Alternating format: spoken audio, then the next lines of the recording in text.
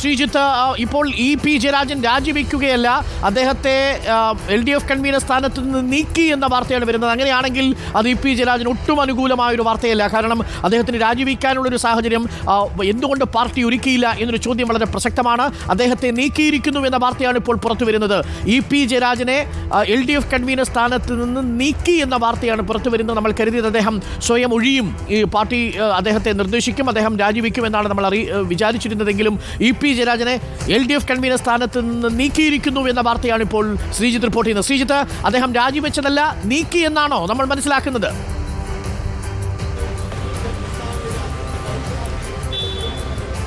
പാർട്ടിയുടെ ഭാഷ്യം പുറത്തു വരുന്നത് പി ജയരാജൻ സ്വയം ഒഴിഞ്ഞു എന്ന മട്ടിലായിരിക്കാം. പക്ഷേ അദ്ദേഹത്തോട് മാറാൻ പാർട്ടി കൃത്യമായ നിർദ്ദേശം, ആ സന്ദേശം നൽകിയതിൻ്റെ അടിസ്ഥാനത്തിലാണ് താൻ എല്ലാ ചുമതലകളും ഒഴിയുന്നുവെന്ന് പ്രഖ്യാപിച്ച് സെക്രട്ടേറിയറ്റ് യോഗത്തിൽ നിന്ന് പി ജയരാജൻ പുറത്തേക്ക് പോയത്. ഇന്ന് സംസ്ഥാന കമ്മിറ്റിയിൽ പങ്കെടുക്കാതെ അദ്ദേഹം പുറത്തുപോയത്.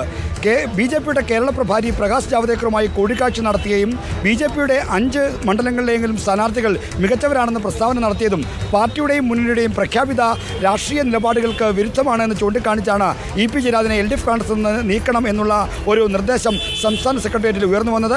നേരത്തെ തന്നെ ഇത്തരമൊരു ആവശ്യം പാർട്ടിക്ക് മുന്നിൽ ഉണ്ടായിരുന്നു.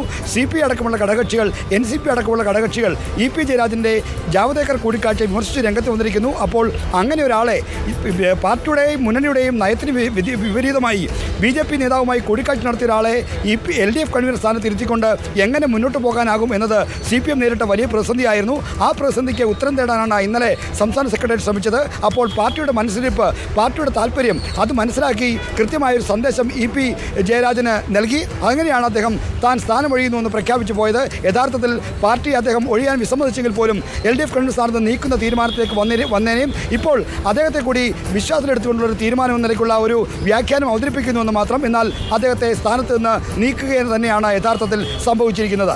ശ്രീജിത്ത്, വളരെ പ്രധാനപ്പെട്ട കാര്യമാണ്. റിപ്പോർട്ടർ TV 8:46 പ്രേക്ഷകരിലേക്ക് എത്തിച്ച വളരെ പ്രധാനപ്പെട്ട ഒരു വാർത്തയാണ്. പി ജയരാജൻ പാർട്ടിയുടെ കേന്ദ്ര കമ്മിറ്റി അംഗം LDF കൺവീനർ സ്ഥാനത്ത് നിന്നും പടിയിറങ്ങിയിരിക്കുന്നു എന്ന വാർത്തയാണ് ഇപ്പോൾ ശ്രീജിത്ത് റിപ്പോർട്ട് ചെയ്യുന്നത്.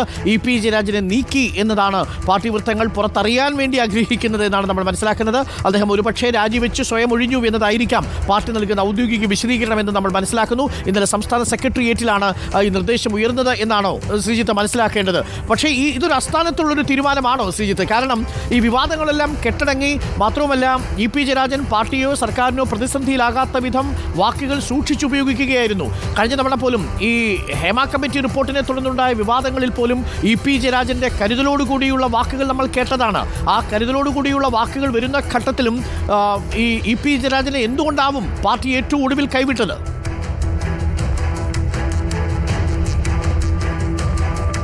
അരുൺ, പാർട്ടി ഒരു സംഘടനാ നടപടിയിലേക്ക് വരുന്നതിനുള്ള സ്വാഭാവിക കാലതാമസം മാത്രമേ ഇക്കാര്യത്തിൽ ഉണ്ടായിട്ടുള്ളൂ. അസാധാരണമാംവിധം ഈ വിഷയം വൈകിച്ചിട്ടില്ല. എന്നാൽ പൊതുസമൂഹത്തിൽ പി ജയരാജൻ ജാവ്ദേക്കർ കൂടിക്കാഴ്ച ഇപ്പോൾ ഒരു ചർച്ചാ വിഷയമല്ല എന്ന് നമ്മൾ പറയുമ്പോഴും പാർട്ടി എപ്പോഴും കാണുന്നത് പൊതുസമൂഹത്തിനപ്പുറത്തേക്ക് അവരുടെ സംഘടനാ സംവിധാനത്തിനകത്ത് ഇതേപ്പറ്റിയുള്ള പ്രതികരണം എന്താണെന്നാണ്. ഇപ്പോൾ ബ്രാഞ്ച് സമ്മേളനങ്ങൾ നാളെ മുതൽ ആരംഭിക്കുന്നു. ബ്രാഞ്ച് സമ്മേളനങ്ങളിൽ ഈ കഴിഞ്ഞ 3 കൊല്ലക്കാലത്തെ സംഘടനാ രാഷ്ട്രീയ പ്രവർത്തനങ്ങൾ അവലോകനം ചെയ്തുകൊണ്ടുള്ള റിപ്പോർട്ട് അവതരിപ്പിക്കും. അപ്പോൾ ആ റിപ്പോർട്ടിൽ ഏറ്റവും പ്രധാനപ്പെട്ട ഒരു വിമർശനമായി വരാൻ പോകുന്ന കാര്യം പി ജയരാജൻ ജാവ്ദേക്കർ കൂടിക്കാഴ്ച തന്നെയാണ്. അപ്പോൾ ആ ജാവ്ദേക്കർ പി ജയരാജൻ കൂടിക്കാഴ്ച മുന്നണിയുടെയും പാർട്ടിയുടെയും പ്രഖ്യാപിത നിലപാടിന് വിരുദ്ധമായി നടന്നിട്ട് എന്താണ് ഈ നേതൃത്വം സ്വീകരിച്ചത് എന്ന ചോദ്യമായിരിക്കും എല്ലാ റിപ്പോർട്ടുകളും ഉയർത്താൻ പോകുന്നത്. അത് ജില്ലാ കമ്മിറ്റി വരെയുള്ള എല്ലാ റിപ്പോർട്ടുകളിലും അത് സ്ഥാനം പിടിക്കാനുള്ള സാധ്യതയുമുണ്ട്. അപ്പോൾ ആ ചോദ്യത്തിന് ഉത്തരം ആദ്യമേ നൽകേണ്ടിയിരിക്കുന്നു. അതുകൊണ്ടാണ് നാളെ ബ്രാഞ്ച് സമ്മേളനങ്ങൾ ആരംഭിക്കുന്നതിന് തൊട്ട് തലേന്ന് തന്നെ ഇത്തരമൊരു തീരുമാനമെടുത്ത് പാർട്ടി മുന്നോട്ട് പോകുന്നത്. എന്നാൽ ഒരു കാര്യം കൂടി നമ്മൾ ഇവിടെ പരാമർശിക്കപ്പെടേണ്ടതുണ്ട്. അതായത് ഈ വിവാദത്തിൻ്റെ നാൾവഴി എന്താണെന്നുള്ള കാര്യം. ഈ വോട്ടെടുപ്പ് നടന്ന ദിവസം മാത്രമല്ല പി ജയരാജൻ ജാവ്ദേക്കർ കൂടിക്കാഴ്ചയ്ക്ക് സ്ഥിരീകരണം നൽകുന്നത്. അന്നാണ് അദ്ദേഹം സ്ഥിരീകരണം നൽകുന്നതെങ്കിലും അതിന് 4 ദിവസം മുമ്പാണ് ഈ വിവാദം ആദ്യമായി ഉയർന്നത്. എങ്ങനെയാണ് ആ വിവാദം ഉയർന്നത്? ശോഭാ സുരേന്ദ്രൻ, ആലപ്പുഴയിലെ NDA സ്ഥാനാർത്ഥിയായ ശോഭാ സുരേന്ദ്രൻ 10 ലക്ഷം രൂപ തൻ്റെ കയ്യിൽ നിന്ന് വാങ്ങിയെന്ന ആരോപണം വിവാദ ഇടനിലക്കാരൻ TG നന്ദകുമാർ എറണാകുളത്ത് നടത്തുമ്പോൾ അതിന് മറുപടിയായി കായംകുളത്ത് ശോഭാ സുരേന്ദ്രൻ വാർത്താ സമ്മേളനം നടത്തി. ഞാനാണ് ആ വാർത്താ സമ്മേളനം കവർ ചെയ്ത റിപ്പോർട്ടർ. അപ്പോൾ അവരെ ഉന്നയിച്ചു, ഒരു പ്രധാനപ്പെട്ട LDF നേതാവുമായി വരെ ഞങ്ങൾ അത് BJPയിലേക്ക് കൊണ്ടുവരുന്നതിനോട് ചർച്ച നടത്തി. അദ്ദേഹത്തെ രാമനിലയത്തിൽ വെച്ച് കണ്ടു, ഡൽഹിയിൽ വെച്ച് കണ്ടു, മറ്റു പലയിടത്തും വെച്ച് കണ്ടു എന്ന് പറഞ്ഞു.